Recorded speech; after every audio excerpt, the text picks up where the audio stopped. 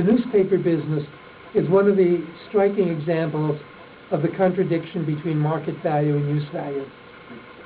That clearly a diverse press is something which would be very valuable to society. The economics has been in the direction of reducing the press,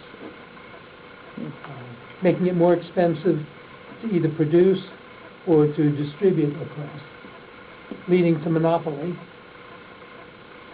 At one time, a free press really represented a great degree of diversity of opinion.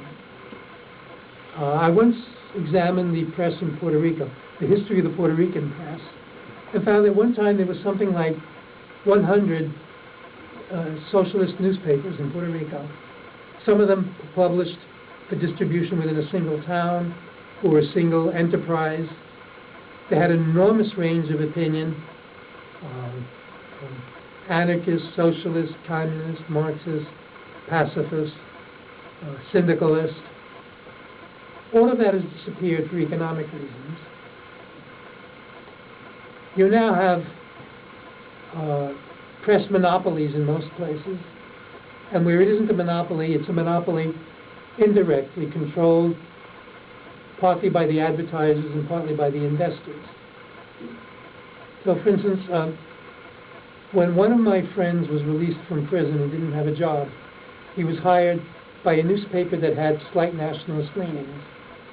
The agreement was that he could write anything he wanted, and he was free to attack imperialism, the American policies, the actions of the police, the actions of the FBI.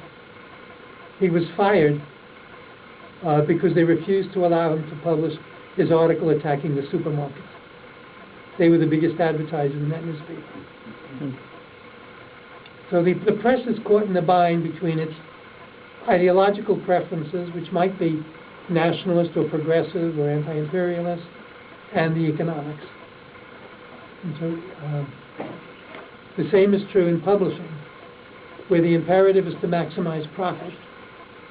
And so a lot of the first generation of editors and publishers have been forced out by MBAs whose interest is the bottom line. And so this debases the quality of publishing. What's